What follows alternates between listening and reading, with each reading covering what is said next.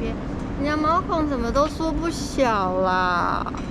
叫你洗脸，你到底有没有洗啊？阿姨之前不是有那个缩毛孔的那个蓝色神奇衣？